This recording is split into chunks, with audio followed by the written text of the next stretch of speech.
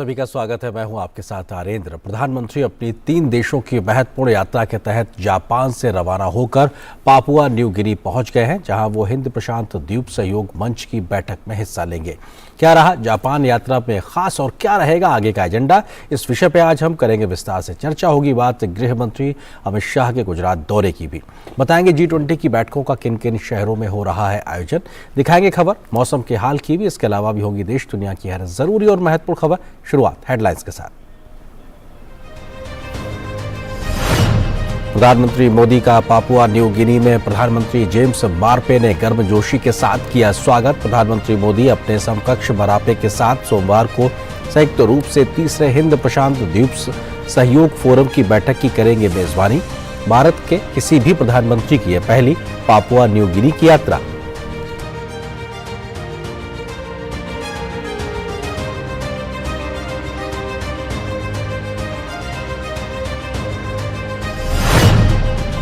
प्रधानमंत्री नरेंद्र मोदी की सफल जापान यात्रा संपन्न।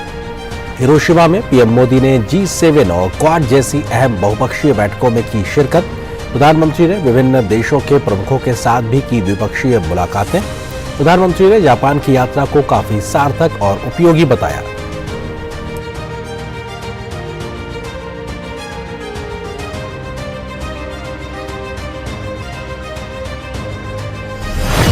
प्रधानमंत्री मोदी ने 76वीं विश्व स्वास्थ्य सभा को किया संबोधित। कहा, बीमारी को खत्म करने से नहीं मिलता है समाधान, स्वस्थ जीवन शैली अपनाना जरूरी। प्रधानमंत्री ने WHO को मानवता की सेवा में 75 साल पूरे करने के ऐतिहासिक मौके पर दी बधाई।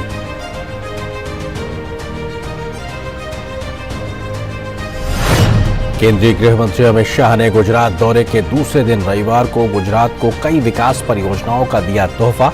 अहमदाबाद में GSRTC की 320 नई बसों को दिखाई हरी झंडी। गांधीनगर में अमूल की अत्याधुनिक जैविक परीक्षण प्रयोगशाला का किया उद्घाटन। मोदी समाज के राष्ट्रीय महासम्मेलन को भी किया संबोधित।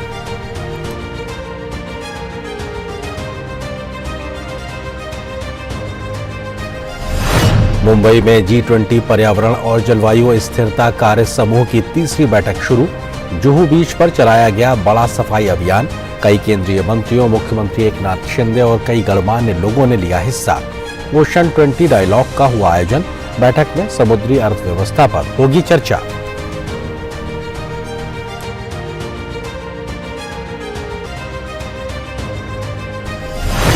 श्रीनगर में डल झील के किनारे सोमवार से G20 के पर्यटन कार्य समूह की तीसरी बैठक।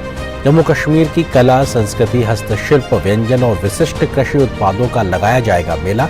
विदेशी प्रतिनिधि प्रदेश की सदियों पुरानी समृद्ध और रंग बिरंगी लोक संस्कृति से भी होंगे अवगत।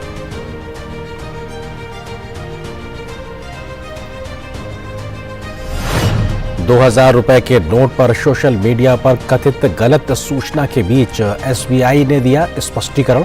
बिना कोई फॉर्म भरे बदले जा सकेंगे ₹2000 के नोट। एक बार में बदलवाई जा सकेगी 20,000 रुपए तक की रकम।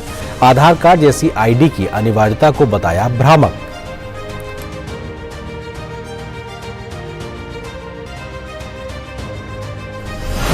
और इंग्लिश क्लब मैनचेस्टर सिटी ने प्रीमियर लीग का खिताब किया अपने नाम। अंक तालिका में दूसरे नंबर पर चल रही आर्सेनल की हार के बाद सिटी को मिला यह खिताब। देर रात खेले गए मुकाबले में नॉटिंघम फॉरेस्ट ने आर्सेनल को 1-0 से दी शिकस्त।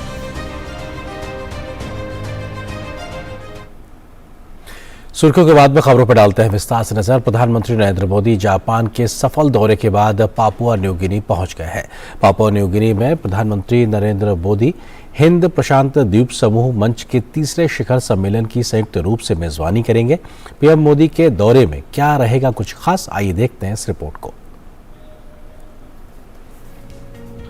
3 देशों के दौरे के दूसरे चरण में पापुआ न्यू गिनी पहुंचे प्रधानमंत्री मोदी का स्वागत शानदार ढंग से हुआ। पोर्ट मोर्सबी के हवाई अड्डे पर पीएम मोदी की अगवानी करने पहुंचे पापुआ न्यू गिनी के प्रधानमंत्री जेम्स मारापे ने पीएम मोदी के चरण स्पर्श करके आशीर्वाद लिया तो प्रधानमंत्री मोदी ने उन्हें गले से लगा लिया। प्रधानमंत्री मोदी को हवाई अड्डे पर गार्ड ऑफ ऑनर दिया गया।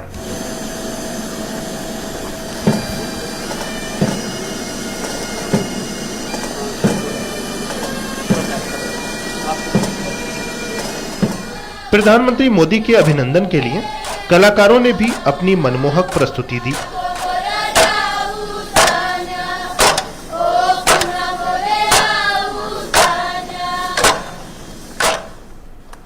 पीएम मोदी ने इस परंपरागत नृत्य का आनंद लिया और कलाकारों को सराहा। बाद में होटल पहुंचने पर भी प्रधानमंत्री का शानदार स्वागत हुआ। पीएम मोदी की एक झलक पाने के लिए भारतीय समुदाय उमड़ पड़ा। पीएम मोदी ने उन सभी का अभिवादन किया और इस प्रेम के लिए आभार जताया। पीएम मोदी से मिलकर भारतीय समुदाय के लोगों की खुशी देखते ही बन रही थी। इतना खुशी महसूस हो रहा है कि उन्होंने हमको ब्लेसिंग दिया है इस कंट्री में आके। मोदी जी ने बहुत कुछ चेंज कर दिया, इंडिया में भी और वर्ल्ड में भी। जो लोग बाहर रहते हैं वो देखते हैं कितना रिस्पेक्ट हम लोग को मिलता है एज एन इंडियन। मेरी प्रधानमंत्री जी से मुलाकात भी हुई, मैंने उनके चरण स्पर्श किए और ये तो मेरी ड्रीम्स है जो बिल्कुल बिल्कुल एकदम मुझे यकीन ही नहीं हो रहा है मोदी जी को मैंने इतने पास से देखा है। देख पाए पीएम को?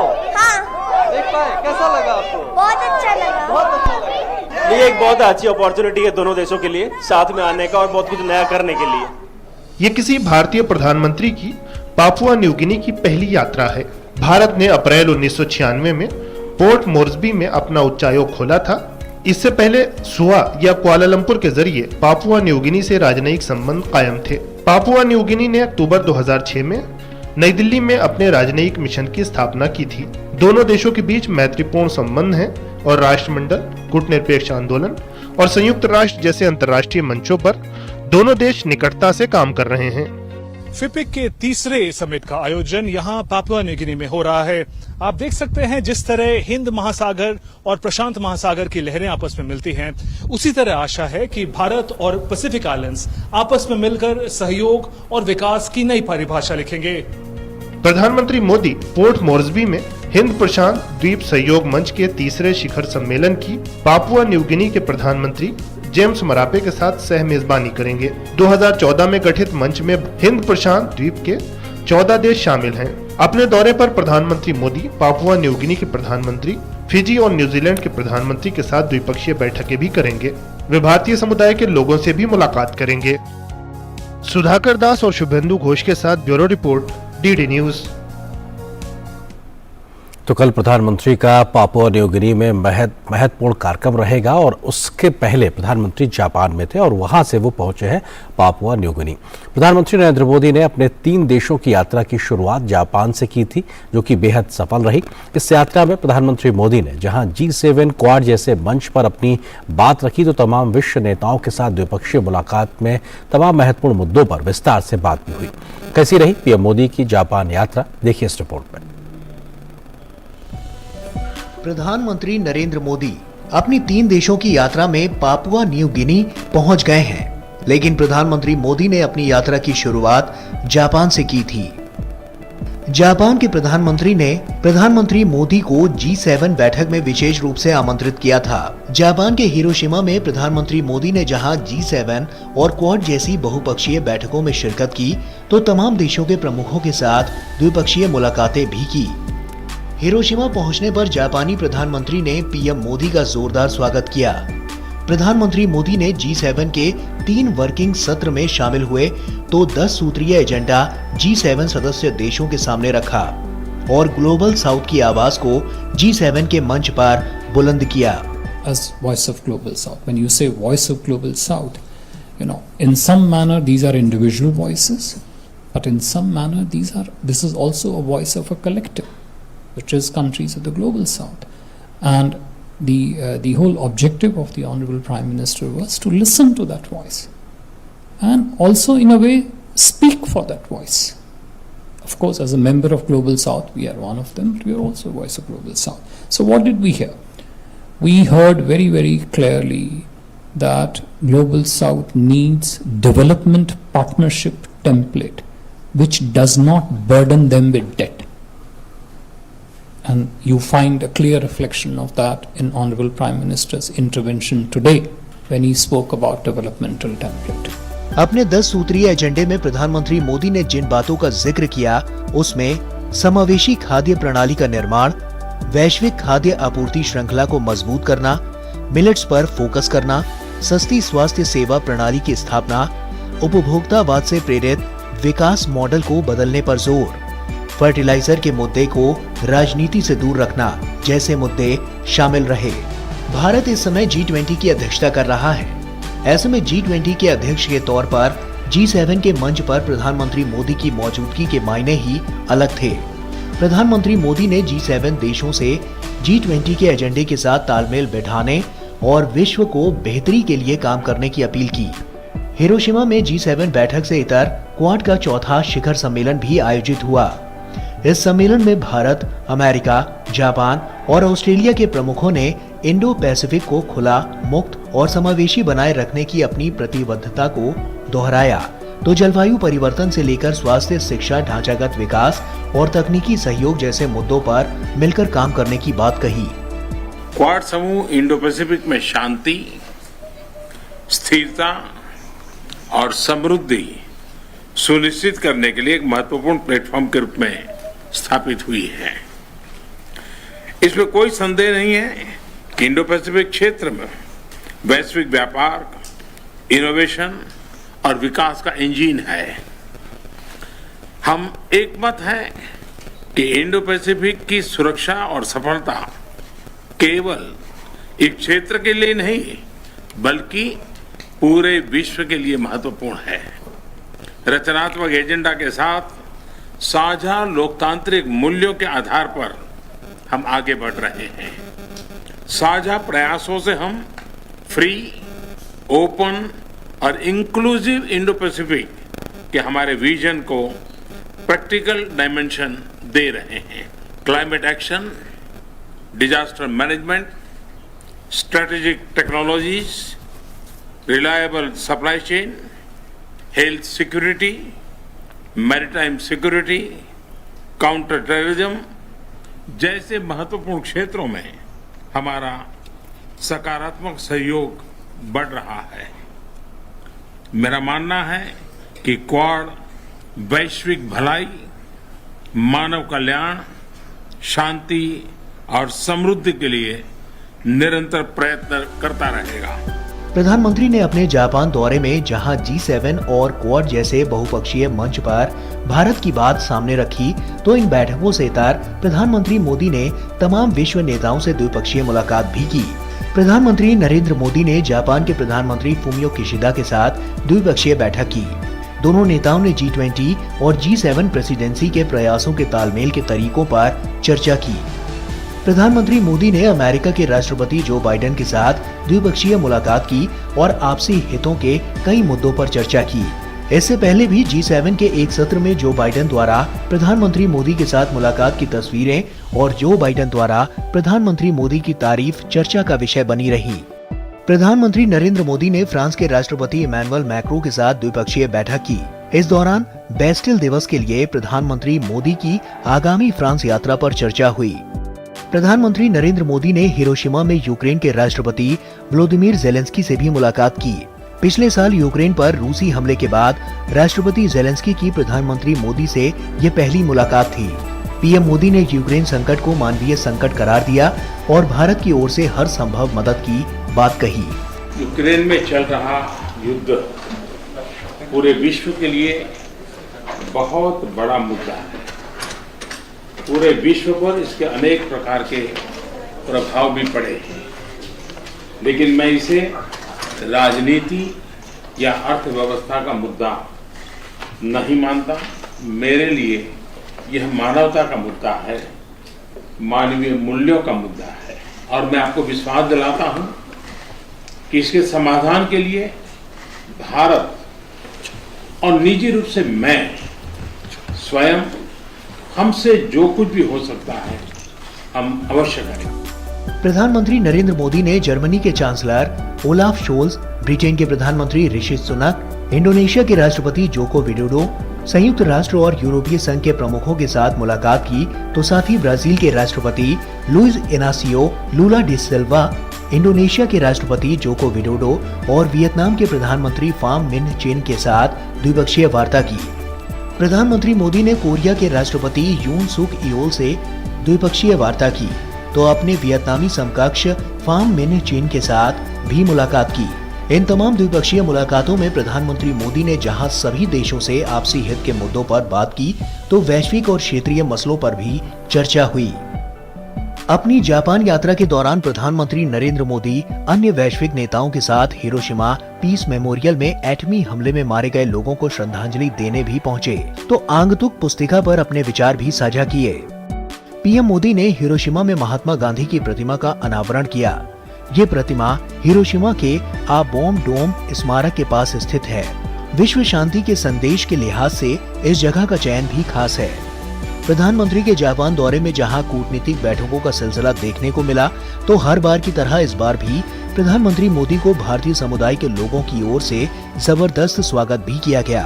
प्रधानमंत्री मोदी के स्वागत में उमड़े बड़ी संख्या में भारतीयों को प्रधानमंत्री ने भी निराश नहीं किया और उनके बीच पहुंचकर उनका अभिवादन स्वीकार किया।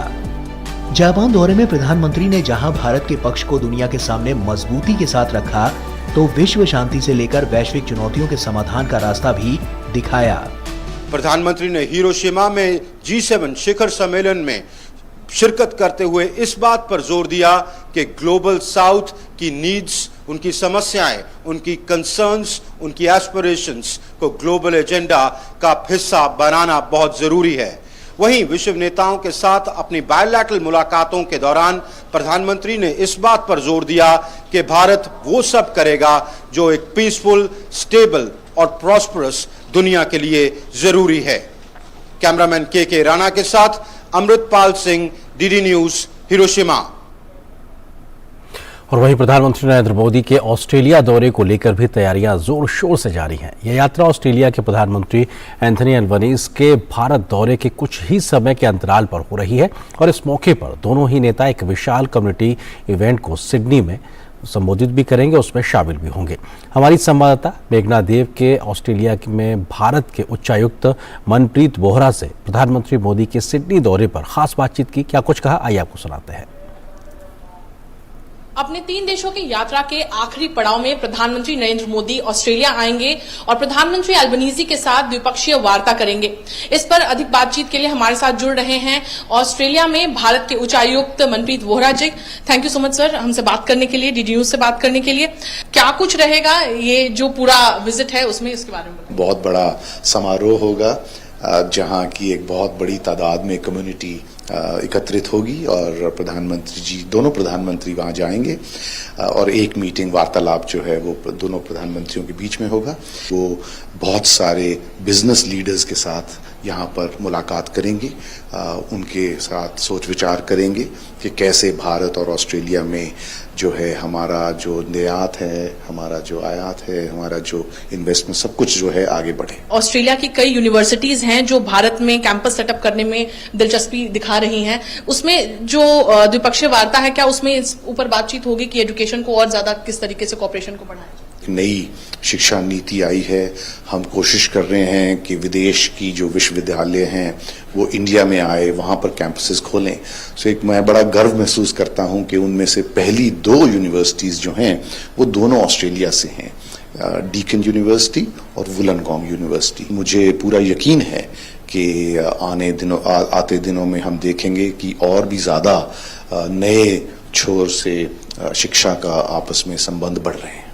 अगर हम व्यापार की बात करें तो जब से ECTA साइन हो गया है दोनों देशों के बीच में, किस तरीके से देखते हैं कि इससे व्यापार को और ज्यादा गति मिलेगी और आगे का क्या रोड मैप रहेगा? हमारा व्यापार जो है वो 31 बिलियन $, है। कोई छोटी रकम नहीं है, लेकिन अगर देखा जाए ऑस्ट्रेलिया के पोटेंशियल को और इंडिया के पोटेंशियल को तो बहुत ज्यादा और स्कोप है इसको बढ़ाने का। और अगेन मुझे यकीन है कि आते दिनों में हम देखेंगे कि ना ही केवल व्यापार लेकिन निवेश भी बढ़ेगा।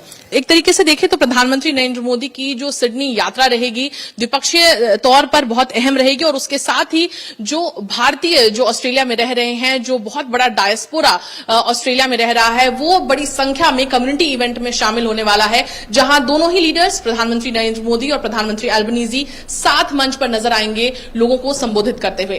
कैमरा पर्सन इंदू के साथ मैं मेघना देव, डीडी न्यूज, सिडनी। तो प्रधानमंत्री की 3 देशों की यात्रा का अंतिम पड़ाव ऑस्ट्रेलिया होगा। फिलहाल प्रधानमंत्री पापुआ न्यू गिनी में है, उसके बाद वो ऑस्ट्रेलिया के लिए रवाना होंगे। आगे बढ़ते कुछ और खबर से आपको रूबरू कराते हैं। 76वीं विश्व स्वास्थ्य सभा को आज प्रधानमंत्री नरेंद्र मोदी ने वीडियो संदेश के माध्यम से संबोधित किया। उन्होंने कहा कि कोविड महामारी के दौरान भारत ने 100 से ज्यादा देश को 30 लाख से ज्यादा कोविड के टीके दिए हैं। उन्होंने कहा कि विश्व स्वास्थ्य संगठन को यह सुनिश्चित करना चाहिए कि सभी देशों के पास बराबर संसाधन हो। The pandemic also highlighted a need to boost global health equity. During a crisis, India showed its commitment to international cooperation. We shipped almost 300 million doses to over 100 countries. Many of these countries were from the global south. I'm sure that supporting equal access to resources will be a top priority for the WHO in the coming years. प्रधानमंत्री ने कहा कि बीमारी को खत्म करने से ही समाधान नहीं मिलता, एक स्वस्थ जीवन शैली को भी अपनाना जरूरी है।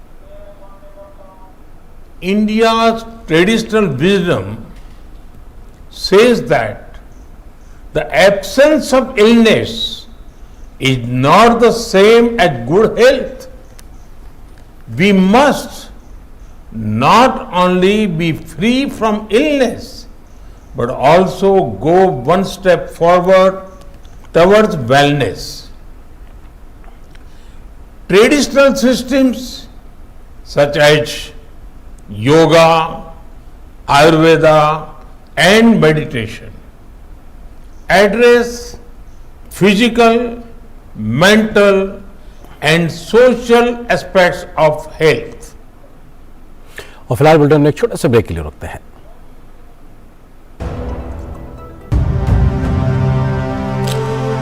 भारत की पोलियो से जीत की कहानी बड़े बड़े शब्दों में लिखी जाएगी, पर इस जीती हुई लड़ाई को कायम रखने के लिए हमें अपने प्रयासों को जारी रखना होगा जब तक दुनिया से पोलियो का खतरा पूर्ण रूप से टल न जाए। खतरा है बरकरार, इसीलिए पोलियो की खुराक पिलाना है हर बार। 2 बूंद हर बार, पोलियो पर जीत रहे बरकरार।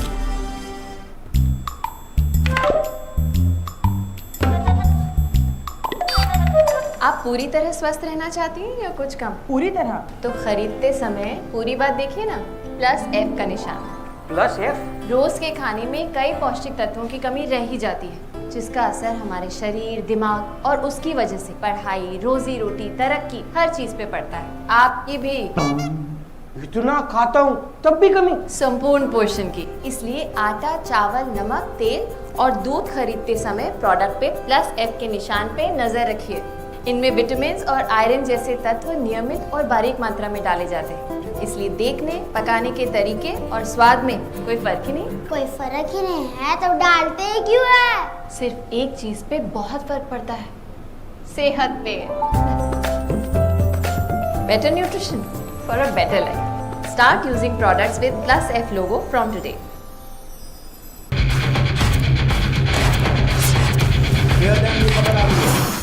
ब्रेकिंग न्यूज की रेस से हटकर हम लेकर आते हैं आपके लिए सार्थक, सकारात्मक और प्रेरणादायी खबरें। खबरें सिर्फ हाथ से नहीं होते, खबरें अच्छी भी होती हैं जो देती हैं हौसला, बढ़ाती हैं आत्मविश्वास। मुश्किल वक्त में भी जब लोगों ने दिखाया कुछ कर गुजरने का जज्बा, हम लेकर आते हैं अपने इस खास कार्यक्रम में आम लोगों के जज्बे की कहानियां। देखिए मेरे साथ गुड न्यूज जज्बा इंडिया का।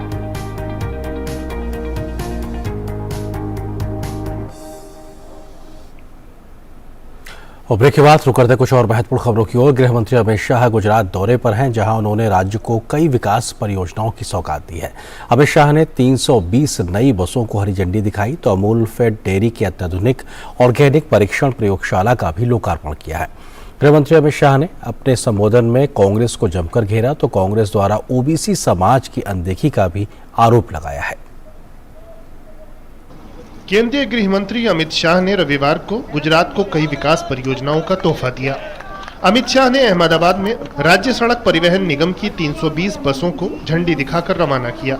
ये पहल सार्वजनिक परिवहन संसाधनों के विस्तार के साथ यात्रियों के लिए नई सुविधाएं साथ लाई है। इसे कनेक्टिविटी को बढ़ावा देने की दिशा में भी अहम कदम माना जा रहा है। केंद्रीय गृह और सहकारिता मंत्री ने गांधीनगर में अमूल फेड डेयरी के अत्याधुनिक ऑर्गेनिक परीक्षण प्रयोगशाला का भी लोकार्पण किया। इससे डेयरी किसानों को ऑर्गेनिक दूध उत्पादन की गुणवत्ता को बढ़ाने में मदद मिलेगी और जैविक खेती को भी बढ़ावा मिलेगा। ये भूमि संवर्धन के साथ पर्यावरण संरक्षण की दिशा में भी अहम भूमिका निभाएगा। अमित शाह ने अहमदाबाद में मोदी समाज के राष्ट्रीय महासम्मेलन को भी संबोधित किया। उन्होंने कांग्रेस पर ओबीसी समाज की अनदेखी का आरोप लगाया। अमित शाह ने कहा कि पिछड़ा वर्ग कल्याण के लिए भाजपा काम कर रही है। अमित शाह ने कहा कि प्रधानमंत्री मोदी चूंकि स्वयं गरीब परिवार से आते हैं, इसलिए उन्हें पिछड़ों की पीड़ा का पता है। आजादी के 75 साल में जितने साल कांग्रेस का शासन रहा, हमेशा ओबीसी समाज को कांग्रेस ने निग्लेक्ट करने का काम करा, कांग्रेस ने प्रताड़ित करने का काम किया, कांग्रेस ने अपमानित कर। इस देश के गरीबों के घर में हर प्रकार की सुविधा पहुंचे, इसकी चिंता नरेंद्र मोदी जी ने, और वो चिंता इसलिए की कि नरेंद्र मोदी जी भी एक गरीब के घर में जन्म लेकर लोकतंत्र के आधार पर इस देश के प्रधानमंत्री बने हैं। पहली बार इतनी गरीबी में से निकला हुआ आदमी देश का प्रधानमंत्री। अहमदाबाद को विकास की सौगात देते हुए अमित शाह ने विभिन्न परियोजनाओं का शुभारंभ और शिलान्यास किया। 360 करोड़ रुपए की लागत वाली इन विकास परियोजनाओं से लोगों को बहुत लाभ होगा। नागरिकों को बेहतर बुनियादी सुविधाएं सुनिश्चित कराने के लिए सरकार तेजी से काम कर रही है। गुजरात को मिले विकास के इन नए उपहारों से लोगों के लिए सुविधाएं बढ़ेंगी और बड़ा लाभ होगा। Bureau report, DD news. और खबर दिल्ली से जुड़ी हुई। दिल्ली भाजपा ने प्रेस कॉन्फ्रेंस कर दिल्ली की केजरीवाल सरकार पर गंभीर आरोप लगाए हैं। प्रेस कॉन्फ्रेंस में दिल्ली के सांसद मौजूद रहे। केंद्रीय मंत्री मीनाक्षी लेखी ने दिल्ली में राष्ट्रीय राजधानी सिविल सेवा प्राधिकरण बनाने के लिए केंद्र के अध्यादेश पर कहा है कि दिल्ली केंद्र शासित प्रदेश है। मीनाक्षी लेखी ने कहा कि कोर्ट ने कहा है कि केंद्र सरकार चाहे तो कानून ला सकती है, इसलिए अध्यादेश लाया गया है। जो दिल्ली का नेचर है of being a union territory, वो नहीं बदला हुआ। हमारा ये मानना है कि एग्जिस्टिंग जो नियम है उसके अनुसार सर्विसेज का अधिकार, क्योंकि लॉ एंड ऑर्डर एडमिनिस्ट्रेशन में यूनियन का बहुत बड़ा रोल है और संसद का सबसे बड़ा रोल है, तो उसके तहत ये अधिकार केंद्र के पास है। और इसीलिए इससे पूर्व में एक और पहले जजमेंट आ चुका है, कई जजमेंट्स आ चुके हैं। हमारी मान्यता है कि ये पर्टिकुलर जजमेंट उनके कॉन्ट्राडिक्शन में है, मगर जैसे भी अगर हम इस जजमेंट को भी मान लें तो इस जजमेंट के तहत ही कोर्ट ने खुद लिखा है कि केंद्र सरकार चाहे तो कानून ला सकती है। भाजपा के सांसद मनोज तिवारी ने दिल्ली के मुख्यमंत्री अरविंद केजरीवाल पर जमकर निशाना साधा है। मनोज तिवारी ने कहा कि अरविंद केजरीवाल भ्रष्टाचार की एक लिस्ट लेकर आए थे, उनको भ्रष्टाचार की प्रतिमूर्ति मानते थे, लेकिन आज अरविंद केजरीवाल अचानक सभी से गले मिलने लगे हैं। उन्होंने एक अपनी छवि एक साधारण आदमी की बनाने की कोशिश की और ये शो करने की कोशिश की कि मैं एक नई राजनीति लेकर के आ रहा हूं और भ्रष्टाचार का सबसे बड़ा विरोधी अब मैं खड़ा हो रहा हूं। इसके बाद उन्होंने बहुत सारे ऐसे नाम दिए जो नाम ये कह के दिए गए अरविंद केजरीवाल के द्वारा कि ये देश के भ्रष्टाचारी हैं। तो अरविंद केजरीवाल भ्रष्टाचार की प्रतिमूर्ति मानते थे और अचानक वो व्यक्ति इन सभी लोगों से गलबहियां करने लगे। भारतीय जनता पार्टी के नेता डॉक्टर हर्षवर्धन ने कहा कि 20 वर्षों से दिल्ली की असेंबली में वो हैं, एक दूसरे के प्रति सम्मान हुआ करता था, कभी अधिकारियों को लेकर लड़ाई झगड़ा नहीं होता था, अधिकारियों के साथ बुरा व्यवहार नहीं किया जाता था। उन्होंने कहा कि अरविंद केजरीवाल के शासन में 8 बड़े अधिकारियों ने उपराज्यपाल से शिकायत की है। 20 साल को मैंने बहुत अच्छी तरह से खंगाल के देखा लेकिन 20 साल में एक भी इंसिडेंट ऐसा याद नहीं आता जब किसी मुख्यमंत्री या सरकार के मंत्री और जो लेफ्टिनेंट गवर्नर्स रहे हैं समय समय पर, उनके बीच में किसी भी प्रकार की इस स्तर की कोई बातचीत, एक दूसरे के प्रति म्यूचुअल रिस्पेक्ट होता था, म्यूचुअली चीजें डिस्कस होती थी और आपस में 1 मिनट के अंदर कंसेंसस बन जाता था। और अभी अखबारों में क्या खबर पढ़ने को आ रही है, आज दिल्ली के प्रमुख अखबार में अभी पढ़ा कि 8 बड़े ऑफिसर्स ने जो है लेफ्टिनेंट गवर्नर को लिख के दिया कि किस प्रकार का उनके साथ व्यवहार हो रहा है। वहीं भाजपा के सांसद रमेश विधूड़ी ने जोर देकर कहा कि दिल्ली देश का प्रतिनिधित्व करती है, अध्यादेश के विरोध में सांसदों को जुटाया जा रहा है। दिल्ली की जो स्थिति है हास्यास्पद स्थिति, और दिल्ली देश को रिप्रेजेंट करता है, दिल्ली देश की राजधानी है। देश विदेश में भी दिल्ली का ही परसेप्शन जाता है कि भारत की क्या स्थिति है, लेकिन इस लोकतंत्र का किस प्रकार से भद्दा मजाक उड़ाया जा रहा है। नीतीश कुमार जी राज्यसभा में कहते हैं इस विरोध बिल का करने के लिए नेतृत्व करेंगे। और बात G20 की। G20 समूह देशों के तहत मुंबई में तीसरी पर्यावरण एवं जलवायु स्थिरता कार्य समूह की बैठक आयोजित की गई। इस बैठक के साथ एक प्रदर्शनी का भी आयोजन किया गया, जिसमें सरकार के विभिन्न मंत्रालयों के स्टॉल्स शामिल हैं। इन स्टॉल्स में मंत्रालय द्वारा पर्यावरण संरक्षण के लिए उठाए गए कदमों के बारे में विस्तार से जानकारी दी गई है। इसी कड़ी में ग्रामीण विकास मंत्रालय ने भी अपने स्टॉल्स में मंत्रालय के ग्रामीण युवाओं को कौशल प्रदान करने, आजीविका के अवसरों का विस्तार करने, ग्रामीण महिलाओं को सशक्त बनाने और ग्रामीण क्षेत्रों में महत्वपूर्ण बुनियादी ढांचे किए जा रहे कार्यों का उल्लेख किया है। इस स्टॉल में मंत्रालय ने प्रधानमंत्री ग्राम सड़क योजना के तहत टिकाऊ और पर्यावरण के अनुकूल सड़क निर्माण सुनिश्चित करने के लिए अपनाए गए विभिन्न उन्नत तकनीकों की जानकारी दी है। मंत्रालय के अधिकारियों ने कहा कि गांव में हो रहे रास्तों के विकास के लिए तकनीक के साथ पर्यावरण का भी ख्याल रखा जा रहा है। भारत में इस वक्त बड़े तौर पर इंफ्रास्ट्रक्चर की नींव रखी जा रही है। कई सारे बड़े प्रोजेक्ट हैं, लेकिन के साथ साथ अगर देखा जाए तो रास्तों को जोड़ने का काम किया जा रहा है, क्योंकि अगर विकास चाहिए तो रास्ते ठीक होने चाहिए। और इसी कड़ी में हालांकि अब देखा जाए भारत में तो दूर दराज इलाकों को भी जोड़ने का प्रयास इस वक्त जो है मिनिस्ट्री द्वारा चल रहा है। हालांकि इसके बारे में ज़्यादा जानकारी तो इस वक्त हमारे साथ प्रोजेक्ट डायरेक्टर है श्रीवास्तव सर। सबसे पहली बात तो रोड्स की होते हैं, कनेक्टिविटी की होती है कि हम लोग अगर अपने आप को एक वर्ल्ड प्लेटफॉर्म पोजीशन करना चाहते हैं तो ऐसे में रोड्स काफ़ी महत्वपूर्ण रोड है। किस प्रकार से इस वक्त नए टेक्नोलॉजी का इस्तेमाल करके जो रोड्स का एक वेब है उसको बुना जा रहा है? इसमें प्रधानमंत्री भी हम लोग इस समय प्रधानमंत्री ग्राम सड़क योजना जो कि रूरल इंफ्रास्ट्रक्चर के लिए है, उसमें हमारे माननीय आदरणीय श्री गिरिराज सिंह के नेतृत्व में हमने PMGSY 3 में एक नया इनिशिएटिव लिया कि हम इसमें कार्बन एमिशन को कम करने के लिए और न्यू रोड टेक्नोलॉजीज़ का हम इसके अंदर नया PMGSY 3 में हम लोगों ने डाला और इसमें कई तरह से हम न्यू टेक्नोलॉजीज़ को यूज़ कर रहे हैं। अगर आप देखेंगे तो इसमें हमने शोकेस भी किया है, अगर आप देखें कि सेल्फ फील्ड क्वायर, और सबसे इम्पोर्टेंट है FDR टेक्नोलॉजी। ग्रीन हाईवेज जो नेशनल हाईवे अथॉरिटी बना रही है, लेकिन गांव-गांव तक पहुंचने के लिए क्या वहां पर भी इस प्रकार से ग्रीन रास्ते आप बना रहे हो, उसमें किस प्रकार से टेक्नोलॉजी आप यूज कर रहे हो जो कि गांव भी जो एनवायरमेंट फ्रेंडली रास्तों पे चल सके? जो ये हमारी टेक्नोलॉजी है, जैसे सेल्फ फील्ड हो गया, क्वायर टेक्नोलॉजी हो गया या FDR टेक्नोलॉजी, जिनकी हम अभी यहाँ पे बात कर रहे हैं, ये सारी टेक्नोलॉजी रूरल मतलब अपने ग्रामीण क्षेत्रों में पहुंच रही है।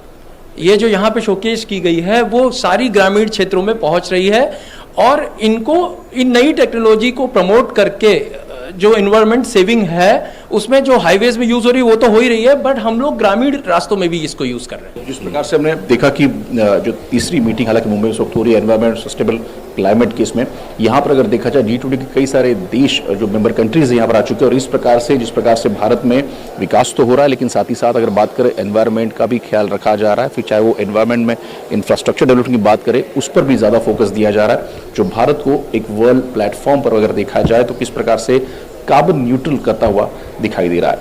Shiv Shelar, DD news, Mumbai. और G20 की पर्यावरण और जलवायु स्थिरता कार्य समूह की तीसरी बैठक मुंबई में चल रही है। बैठक का मकसद नीली अर्थव्यवस्था के पहलुओं पर ध्यान देना है। 3 दिवसीय बैठक रविवार को मुंबई में जुहू बीच की सफाई के साथ शुरू हुई। इसके बाद महाराष्ट्र में 5 अलग अलग समुद्र तटों पर भी सफाई अभियान चलाया गया। बाद में पृथ्वी विज्ञान मंत्रालय और पर्यावरण, वन एवं जलवायु परिवर्तन मंत्रालय द्वारा मुंबई में एक और कार्यक्रम ओशियन 20 डायलॉग भी आयोजित किया गया। अपने संबोधन में पृथ्वी विज्ञान मंत्रालय के सचिव डॉक्टर एम रविचंद्रन ने कहा कि ओशियन 20 संवाद विभिन्न क्षेत्रों के विशेषज्ञों और नीति निर्माताओं को उभरते विज्ञान, प्रौद्योगिकी और नवाचार से संबंधित पहलुओं, प्रभावी और समावेशी नीति से जुड़ी चुनौतियों और चुनौतियों पर चर्चा की सुविधा प्रदान करेगा। भारत की अध्यक्षता में हो रही G20 की बैठकों के अंतर्गत सोमवार से श्रीनगर में G20 पर्यटन कार्य समूह की तीसरी बैठक होने जा रही है। ये बैठक श्रीनगर में डल झील के किनारे स्थित शेर कश्मीर इंटरनेशनल कन्वेंशन सेंटर में 22 से 24 मई तक होगी। बैठक सुरक्षित तरीके से संपन्न कराने के लिए राष्ट्रीय सुरक्षा गार्ड की ड्रोन रोधी टीम आसमान से नजर रखे हुए है। मरीन कमांडो डल झील में गश्त कर रहे हैं और सुरक्षा कर्मी जमीन पर निगरानी बनाए हुए हैं। G20 में विभिन्न देशों के गणमान्य व्यक्ति पर्यटन पर चर्चा करेंगे। इस दौरान विभिन्न क्षेत्रों में सामाजिक आर्थिक विकास को विदेशी पर्यटकों को देखने का मौका मिलेगा। G20 के मुख्य समन्वयक हर्षवर्धन श्रृंगला ने प्रेस कॉन्फ्रेंस कर कहा है कि श्रीनगर में दुनिया के प्रभावशाली देशों के अंतर्राष्ट्रीय प्रतिनिधि आएंगे और जब वे श्रीनगर की प्राकृतिक सुंदरता और सुविधाओं को देखेंगे तो हमें भी गर्व और खुशी होगी। We're very happy that we are hosting an important meeting in which there are important deliverables, outcomes, and some sort of productive results that would emerge out of this tourism meeting. Foreigners will come in, will continue to come in very large numbers, and as long as people in Jammu and Kashmir are stakeholders, they are supporting the process of tourism, which is very evident in the numbers that we are talking about. I think foreign tourists would love to come in ever greater numbers. और यहाँ पर एक और छोटे से break के लिए रुकते हैं।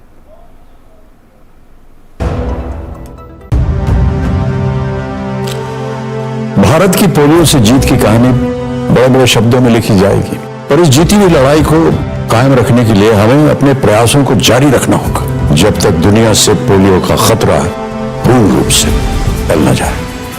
खतरा है बरकरार, इसीलिए पोलियो की खुराक पिलाना है हर बार।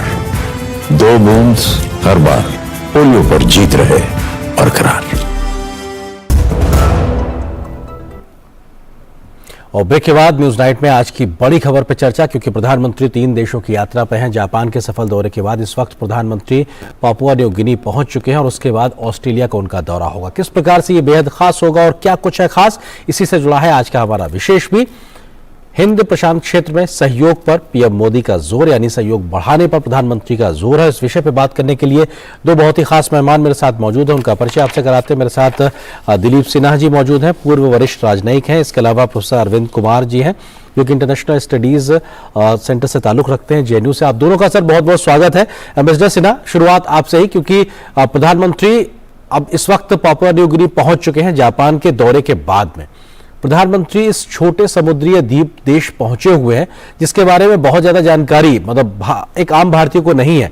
क्यों महत्वपूर्ण है पापुआ न्यू गिनी जैसे देश का, द्वीपीय देश का दौरा प्रधानमंत्री के लिए, और किस तरीके से ये खास होने जा रहा है? दिलीप जी, क्या मुझे सुन पा रहे हैं? जब तक दिलीप जी तक मेरी आवाज पहुंचती, मैं प्रोफेसर अरविंद कुमार जी का रुख करता हूं। अरविंद जी, आप तक मेरी आवाज आ रही है? जी हाँ, आ रही है। जी, यही सवाल कि किस तरीके से ये महत्वपूर्ण दौरा प्रधानमंत्री का पापुआ न्यू गिनी का, क्या इसकी खासियत? ये बहुत ऐतिहासिक है। प्रधानमंत्री जो है पिछले 75 साल में अभी तक कोई नहीं गए थे, और प्राइम मिनिस्टर मोदी पहले बार वहां गए हैं पापुआ न्यू गिनी में, और वो गए हैं जो कि बहुत बड़ा how best India can really all the 14 countries अब आ रही है cross south Pacific, and that really could really help India in terms of not only creating its sphere of influence, but also see that how best they could really help them to address their challenges. ये बहुत ऐतिहासिक है, और इसी में प्रधानमंत्री नरेंद्र मोदी जी का ये एक बहुत अच्छा पहल है। ये जो फोरम क्रिएट किया गया था 2014 में, ये फोरम था India Pacific small island countries, इसी फोरम का ये मीटिंग को ये नेतृत्व करेंगे कल प्रधानमंत्री नरेंद्र मोदी जी। जी एम्बेसडर सिन्हा, क्या आपको मेरी आवाज आ रही है? जी अब आ रही है। जी जी हम इस बात का जिक्र कर रहे हैं, हम जापान के सफल दौरे का भी बात करेंगे, लेकिन इस वक्त क्योंकि प्रधानमंत्री पापुआ न्यू गिनी में पहुंचे हुए हैं और वहां की तस्वीरें भी, जब प्रधानमंत्री आज पहुंचे तो वहां के प्रधानमंत्री ने कैसे गर्मजोशी से स्वागत किया और एक तरीके से चरण स्पर्श करना, ये भी अपने आप में प्रोटोकॉल के इतर जाते हुए दिखाता है किस प्रकार से एक आपसी संबंधों को आगे बढ़ाने के लिए ये द्वीपीय देश लगातार तत्पर नजर आ रहे हैं। हाँ, ये बहुत खुशी की बात है कि पापुआ न्यू गिनी के साथ हमारे संबंध इतने प्रगाढ़ हो रहे हैं कि प्रधानमंत्री आए और जिस प्रकार उन्होंने स्वागत किया वो भारतीय संस्कृति का उनका जो आदर है भारतीय संस्कृति के लिए वो दर्शाता है। और ये एक महत्वपूर्ण बात है कि पैसिफिक आइलैंड जो है वो करीब 14 देश हैं इस फोरम में, और वैसे तो प्रमुख देश इसका फिजी है जहां पर की हेडक्वार्टर्स है इस फोरम का, लेकिन भारतीय व्यापार जो है वो पापुआ न्यू गिनी के साथ बहुत मजबूत है और लगभग जो हमारा व्यापार है इन 14 देशों के साथ उसका 80% करीब पापुआ न्यू गिनी के साथ ही होता है, जो कि इस बात को दर्शाता है कि यद्यपि पापुआ न्यू गिनी में भारतीय मूल के लोग बहुत कम हैं विशेषकर फिजी के मुकाबले, लेकिन पापुआ न्यू गिनी का जो संबंध है भारत के साथ, व्यापारिक संबंध और अन्य संबंध जो सहयोग का संबंध है वो बहुत मजबूत है। और इसी को दर्शाता है पापुआ न्यू गिनी के प्रधानमंत्री जो एयरपोर्ट आए और उन्होंने जिस प्रकार स्वागत किया भारत प्रधानमंत्री का, वो इसी संबंध की प्रगाढ़ता को दर्शाता है। जी प्रोफेसर अरविंद कुमार जी, क्योंकि हम बात हिंद प्रशांत महासागर के लिहाज से करें या इस क्षेत्र के लिहाज से करें, क्यों ये अहम हो जाता है और फिपिक जैसा जो एक संगठन या कॉपरेशन बनाने की जो कोशिश है वो किस तरीके से एक मददगार साबित होगा, खास करके जो नौवहन की बात होती है, जब हम सुरक्षित नौवहन की बात करते हैं या इस पूरे रीजन में भारत के सहयोग को आगे बढ़ाने के लिए? भारत ऑलरेडी 14 राष्ट्र जो है वहां साउथ पैसिफिक में उसके साथ ऑलरेडी सहयोग कर रहा है।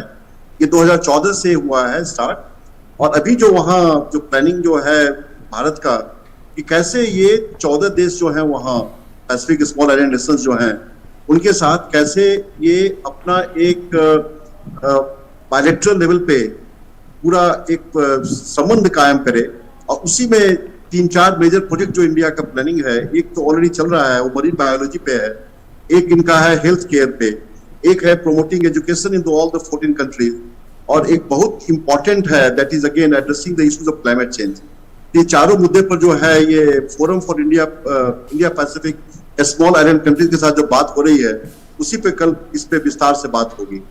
जी एम्बेसडर सिन्हा, क्योंकि भारत की अगर विदेश नीति को देखा जाए तो खास करके बीते 8-9 वर्षों में हमने देखा है कि एक इंडिपेंडेंट फॉरेन पॉलिसी साफ तौर पे दिखाई पड़ती है, जिसमें बड़े से बड़े मुल्क देश के साथ में भी हमारे सहयोग है, तो हम छोटे मुल्कों के साथ में भी उसी प्रकार से जुड़ाव महसूस करते हैं। आपको लगता है कि ये अप्रोच भी भारत को एक विश्व पटल पर एक नई प्रकार की एक पहचान दिलाती है, उसकी स्वीकार्यता बढ़ाती है और उसका जो एक अप्रोच है उसको लेके एक एक्सेप्टेबिलिटी भी बढ़ती दिखाई पड़ती है? हाँ बिल्कुल, कोई भी देश यदि अपने आप को एक प्रमुख देश मानना चाहता है और एक क्षेत्रीय या विश्व शक्ति बनाना चाहता है तो उसे सभी प्रकार के देशों के साथ में संबंध अच्छे रखने होंगे। और भारत की अच्छी पहल है ये कि हमारे संबंध तो पुराने हैं इन टापुओं के साथ, लेकिन कुछ हद तक हम कभी कभी छूट जाते हैं ये देश, जो बड़े देश हैं इस क्षेत्र में, जैसे जापान हुआ, ऑस्ट्रेलिया हुआ, या जो आसियान के जो देश हैं उनसे संबंध हमारे होते रहते हैं।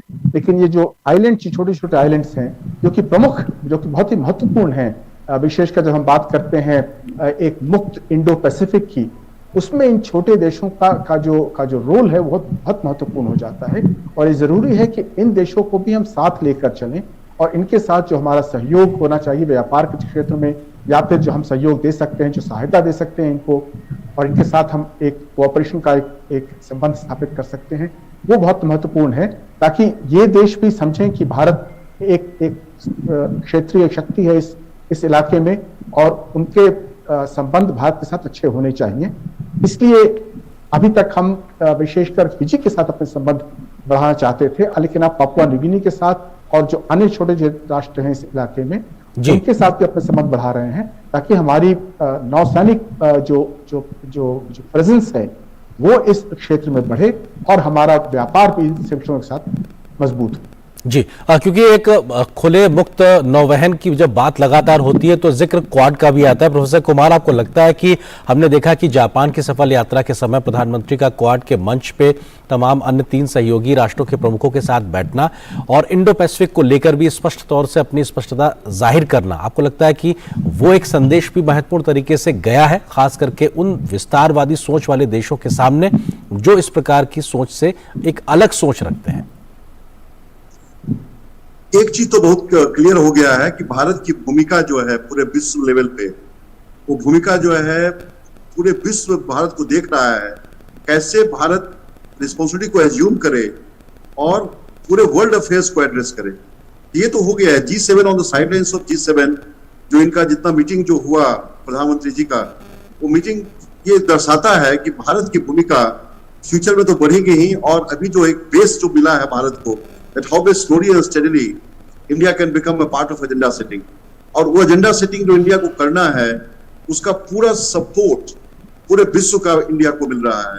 ये एक बहुत ही बड़ी बात है, और ये जो भारत को जो करना है फ्यूचर में, इसका एक कंटिन्यूटी रहेगा। ये जो मैं बात कर रहा था India forum for India Pacific small island countries का, इसका ये 3रा ही मीटिंग है, डिस्पाइट द फैक्ट कि इसका एस्टेब्लिशमेंट 2014 में हुआ था। लेकिन जो भारत जो एजेंडा लेके आया है कल की मीटिंग में, वो एक अगेन 14 देश जो हमारे हैं साउथ पैसिफिक में, ये सब को ये एक तरह का एक स्ट्रॉन्ग बॉन्डिंग डेवलप करेगा भारत के साथ। ये बहुत बड़ी बात होगी because of India's overall elevating its status in the international system. जी, प्रोफेसर मिस्टर सिन्हा, किस तरीके से आप देखते हैं, क्योंकि क्वाड के बैठक को लेकर लगातार बातें की जा रही थी साहब, क्या ये बैठक नहीं होने वाली है, और इसके महत्व पर, इसकी गंभीरता पर भी सवाल उठ रहे थे, लेकिन क्वाड के मंच से स्पष्ट संदेश कि न सिर्फ ये बैठक हो रही बल्कि भविष्य के लिए जो ये सहयोग है ये लगातार जारी रहेगा और इसका विस्तार भी होता रहेगा।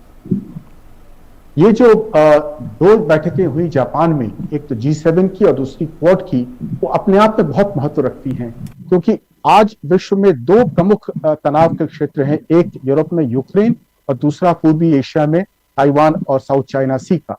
और जापान में दोनों मीटिंग होना, क्वाड की और G7 की, और जिस प्रकार उन्होंने ध्यान दिया है इस क्षेत्र में, और उनके दोनों के जो डिक्लेरेशन आए हैं उसमें स्पष्ट रूप से कहा गया है कि G7 और क्वाड दोनों ही चाहते हैं कि एक मुक्त इंडो पैसिफिक हो और अंतर्राष्ट्रीय व्यवस्था भी किसी एक देश के वर्चस्व के कारण नहीं हो, और जो देश अन्य देशों की क्षेत्रीय अखंडता को मान्यता नहीं देते हैं, उसको रिस्पेक्ट नहीं करते हैं, उसका विरोध करेंगे। ये दोनों मीटिंग भारत के लिए बहुत महत्वपूर्ण है, क्योंकि भारत के लिए इंडो पैसिफिक क्षेत्र जो है वो बहुत महत्वपूर्ण है। और उसके बाद प्रधानमंत्री का पापुआ न्यू गिनी जाना और ऑस्ट्रेलिया जाना, वो इन चारों स्तंभों को एक प्रकार से अंकित कर देता है। भारत इस प्रकार महत्व देता है इस क्षेत्र को।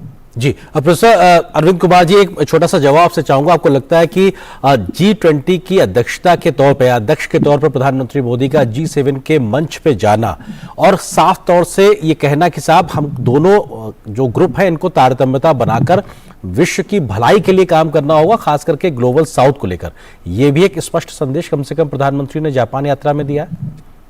ये बहुत बड़ा संदेश प्रधानमंत्री मोदी के नेतृत्व में हुआ है। ये जापान की जो मीटिंग जो हुई है, ये दर्शाता है कि भारत जो है एक एजेंडा जो इनका है फूड सिक्योरिटी का, हेल्थ सिक्योरिटी का, इनका जो 10 पॉइंट जो प्रधानमंत्री मोदी ने बात किया है, वो बहुत ही इनफैक्ट पूरे विश्व के लिए वो फायदामंद होगा।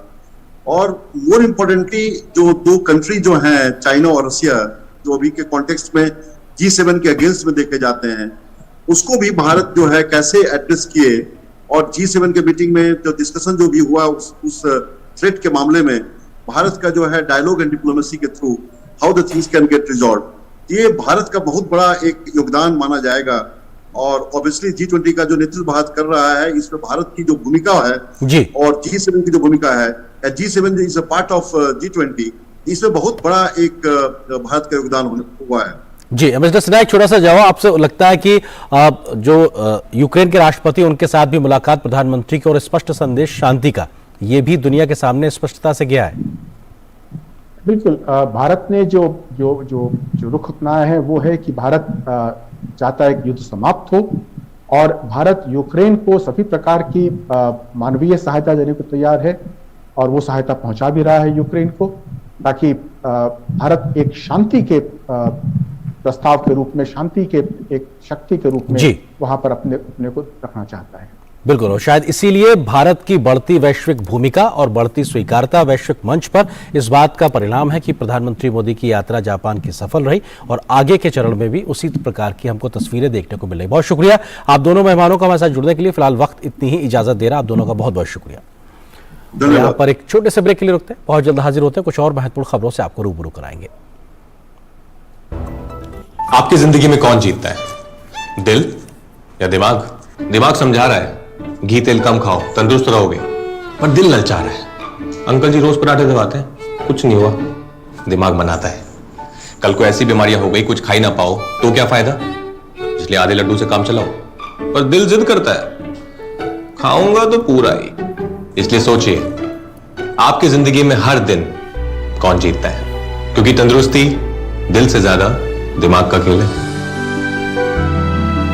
आज से ही खाने में चीनी, नमक और तेल कम कीजिए।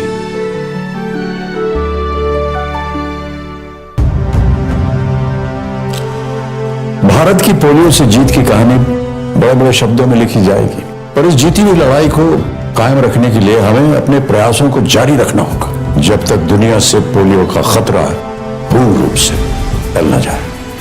खतरा है बरकरार, इसीलिए पोलियो की खुराक पिलाना है हर बार। 2 बूंद हर बार, पोलियो पर जीत रहे बरकरार। मकसद हो बुलंद लोकतंत्र की आवाज, जज्बा तमाशे का शोर नहीं, जनहित पर हो जोर। मुद्दा जो तय करता हो देश की दिशा, सवाल वही जिनसे जुड़ा हो जन सरोकार। देखिए 5 की पंचायत मेरे साथ सोमवार से शुक्रवार शाम 5 बजे सिर्फ डीडी न्यूज पर।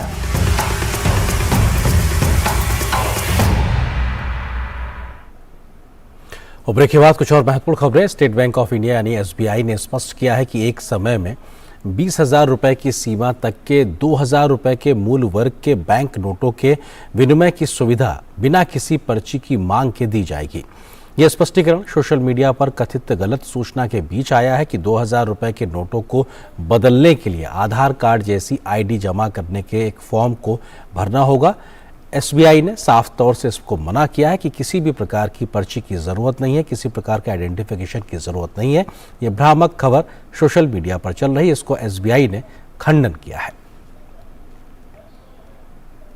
बात मौसम के मिजाज की। दिल्ली सहित देश के अधिकतर राज्यों में लोग भीषण गर्मी की मार झेल रहे हैं। लोगों को अभी 2 दिन और गर्मी की मार झेलनी पड़ सकती है।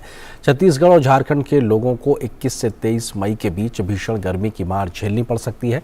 इसके साथ ही मौसम विभाग ने देश के कुछ राज्यों के लिए हीट वेव का अलर्ट जारी किया है। कल यानी 22 मई को भी कई राज्यों में हीट वेव का कहर देखने को मिल सकता है। हालांकि मौसम विभाग ने दिल्ली, यूपी व उत्तराखंड में लोगों को अगले 2 से 3 दिन में गर्मी से निजात मिलने की संभावना जताई है। मौसम विभाग का कहना है कि 24 मई से देश के कई शहरों में बारिश हो सकती है। वहीं कर्नाटक के बेंगलुरु में आज लगातार दूसरे दिन भी झमाझम बारिश देखने को मिली है। बारिश के साथ ओले भी कई जगहों पर पड़े हैं।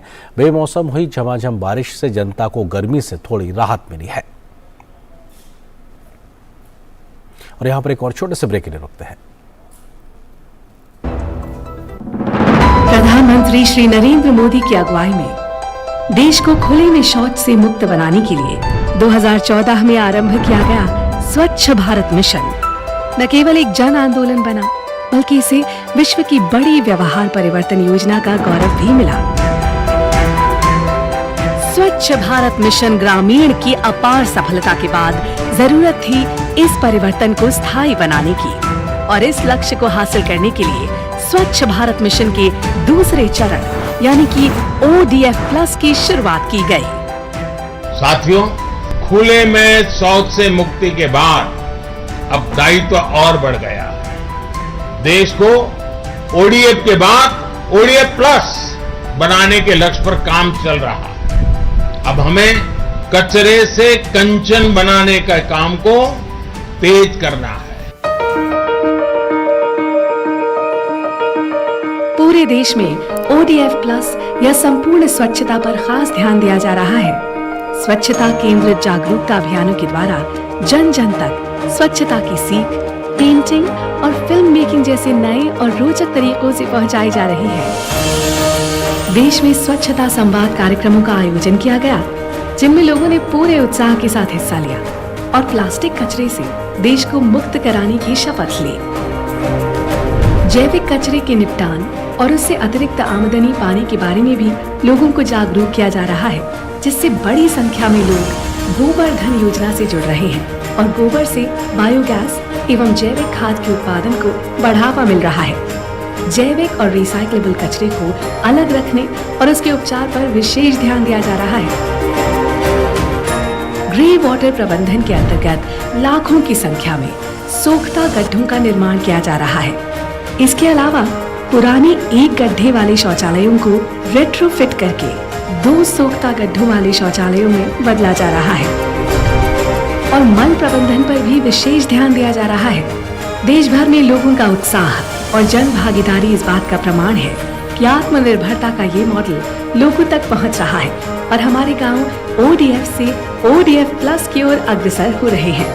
लेकिन देश को संपूर्ण स्वच्छ बनाने के इस अभियान को मंजिल तक पहुंचाने के लिए अभी हमें लंबा रास्ता तय करना है, जिसके लिए सभी देशवासी पूरे जज्बे से कोशिश कर रहे हैं और इन्हीं कोशिशों के कारण आज हमारा देश स्वच्छता से स्वावलंबन की ओर अग्रसर है।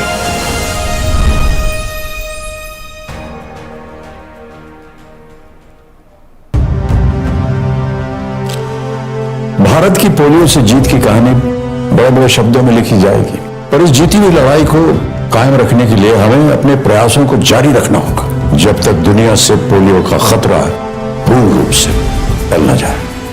खतरा है बरकरार, इसीलिए पोलियो की खुराक पिलाना है हर बार। 2 बूंद हर बार, पोलियो पर जीत रहे बरकरार।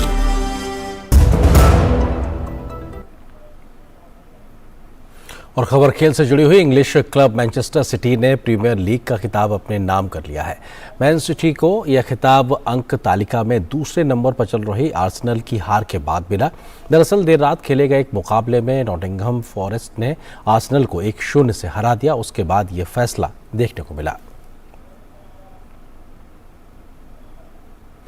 और न्यूज नाइट पे जाते जाते छोड़ जाते हैं आपको कुछ और राष्ट्रीय महत्व की खबरों पर फटाफट अंदाज में आप देखिए खबरें। मुझे दीजिए इजाजत, नमस्कार। देश में आज विश्वविद्यालय साझा प्रवेश परीक्षा का पहला चरण संपन्न हुआ। परीक्षा में 14,99,000 से ज्यादा परीक्षार्थियों ने पंजीकरण कराया था। CUET स्नातक की पहली पाली 271 शहरों के 447 केंद्रों पर आयोजित की गई, जिसके लिए 87,879 उम्मीदवार थे। परीक्षा 13 भाषाओं में आयोजित की गई। हालांकि जम्मू कश्मीर में आज होने वाली परीक्षा 26 मई को आयोजित की जाएगी। इसी तरह मणिपुर में भी कानून व्यवस्था की स्थिति को देखते हुए परीक्षा 29 मई को होगी। यूपी में लखनऊ से बड़ी संख्या में हज यात्री हज के लिए रवाना हुए। राज्य सरकार में मंत्री दानिश आजाद, मोहनलालगंज के सांसद कौशल किशोर, हज कमेटी के चेयरमैन मोहसिन रजा और मुस्लिम धर्मगुरुओं ने हरी झंडी दिखाकर हज यात्रियों को रवाना किया। उत्तर प्रदेश से लगभग 25,000 लोग हज के लिए जा रहे हैं। आर्यन खान मामले में एनसीबी के पूर्व जोनल डायरेक्टर समीर वानखेड़े आज भी पूछताछ के लिए सीबीआई के सामने पेश हुए। वानखेड़े पर आर्यन खान के परिवार से 25 करोड़ रुपए की रिश्वत मांगने का आरोप है। सीबीआई ने आपराधिक साजिश और भ्रष्टाचार निरोधक अधिनियम के तहत समीर वानखेड़े पर मामला दर्ज किया है। झारखंड पुलिस और एनआईए के संयुक्त अभियान में प्रतिबंधित नक्सली संगठन People's liberation front of India के सुप्रीमो दिनेश गोप को गिरफ्तार किया गया। दिनेश गोप पर 30 लाख रुपए का इनाम था। इसमें 25 लाख रुपए का इनाम झारखंड पुलिस जबकि 5 लाख रुपए का इनाम एनआईए ने घोषित किया था। दिनेश गोप की तलाश झारखंड पुलिस के साथ साथ एनआईए को भी लंबे अरसे से थी। एनआईए और झारखंड पुलिस ने संयुक्त रूप से कार्रवाई की। इनामी दिनेश गोप के खिलाफ झारखंड के कई थानों में मामले दर्ज हैं। बीएसएफ के जवानों ने पाकिस्तान के नापाक मंसूबों को एक बार फिर नाकाम कर दिया। अमृतसर में बीएसएफ ने पाकिस्तान के एक ड्रोन को जब्त किया। जवानों ने तलाशी अभियान में ड्रोन को बरामद किया। इससे पहले शनिवार को भी बीएसएफ ने एक ड्रोन को मार गिराया था। जवानों ने ड्रोन के साथ नशीली सामग्री भी जब्त की थी।